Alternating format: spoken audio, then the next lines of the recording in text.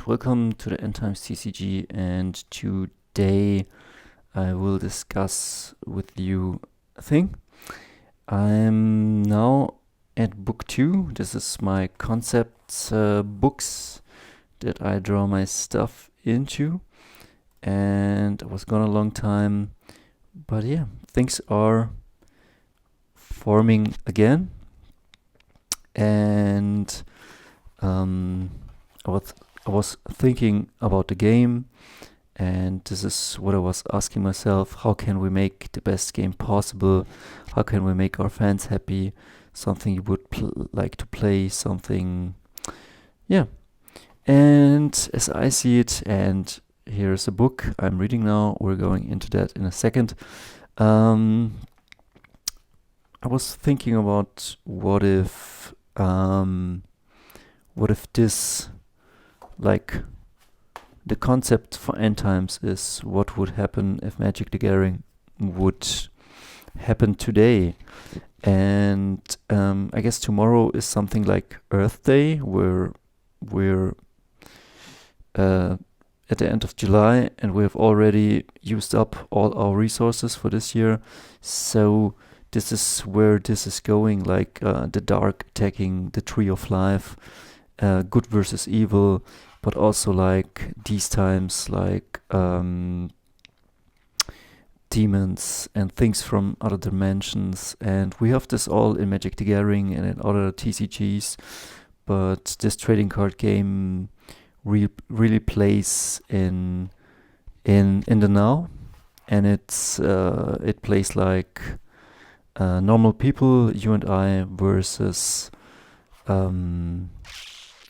versus world-ending evils. And as you can see, I'm writing down stuff, and I was watching Highlander, and so there is this notion that it's end times, it's a battle, it's sword fighting, it's AI, it's magic and wildness and integrity under attack. And also here I was thinking maybe it's a bit also like something like Dota and League of Legends and World of Warcraft, where you have your hero you pick, and then you have him pre-level 6, and then you flip him, and then he's like a stronger version, not to put different cards on him, but yeah. And then I was also thinking, like, what are the issues today? And it's definitely AI, mega corporations, lands, pollutions, conflicts of interests, and also could we have like bards today, musicians that play and create positive vibes, and they have maybe electric guitars or Western guitars. Like, as you can see, I'm not just stealing from one source, I'm stealing from every source, and it all will flow into this. And here this is maybe Jack Black, like he does his Gigagoo and KG, and you could have these guys, funny guys, fighting some really pretty ugly demons, and you could have sword fighting guys coming from the past or living forever to fight the evil each day.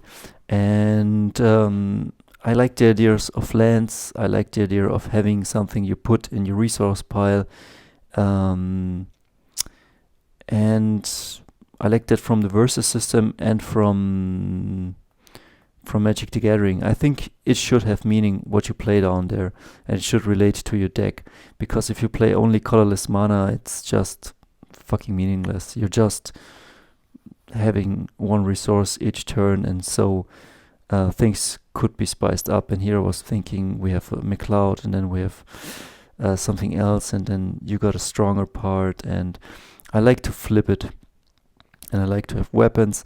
So you can see nothing new, something you see in pretty much every TCG, more or less, like this. But it's the setting that will be awesome, and it will be the artwork that will be amazing. Check out my other art videos, like drawing up a katana like this in A5, A4, this would be like really cool. And then having card artwork. And I don't worry, I could start doing the artwork because, as you can see, the World of Warcraft TCG, all that artwork that got reused in Hearthstone, so no freaking problem there.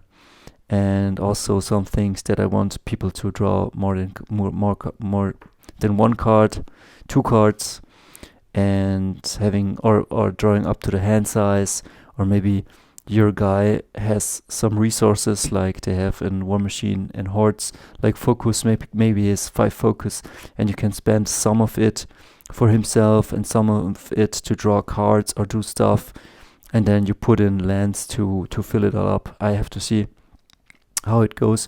I'm not yet gone.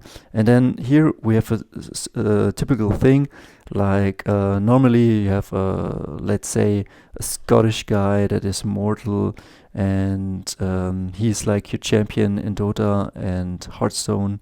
No, in Hearthstone, in Dota or League of Legends, where you get to level 6, and then you can flip him, and then he's like a more powerful thing. So first half laning phase, and then late phase where you really got to smash faces then. But I love this early phase because like you need it all. You need the growth. You need to start down here and go up here. And here I had the normal chat. And some characters maybe are not flip cards because like this school college boy could turn himself into a wizard, into a werewolf, teen wolf, into a vampire, a good one or an evil one. He could turn into a demon, an evil one, or a good one, to an alien, or a super chat, like but only better, with just like grown and better now. And so yeah, this is it. I'm on it. The next piece would be to make a card layout, to start printing out some cards, and to draw up maybe a couple of cool artworks.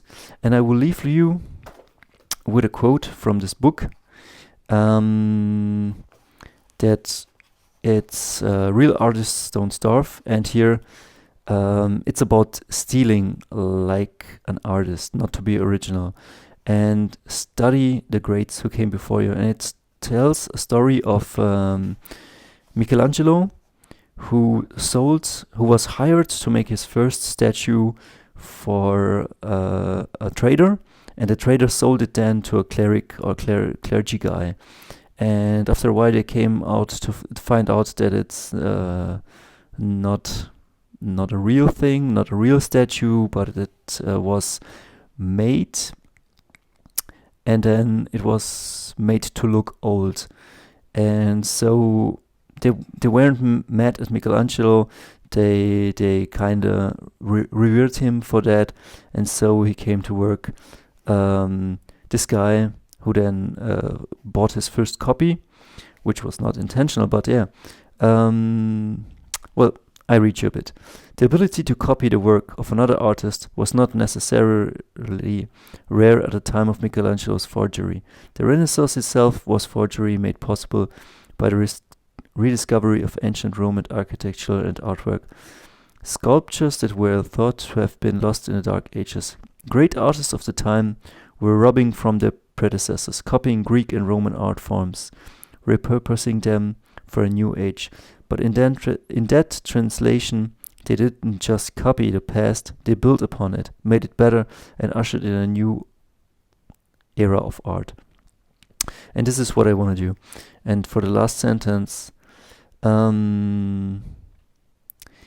we want to create work that will stand the test of time, we must honor the legacies we've received. We must become students, and therefore we become masters.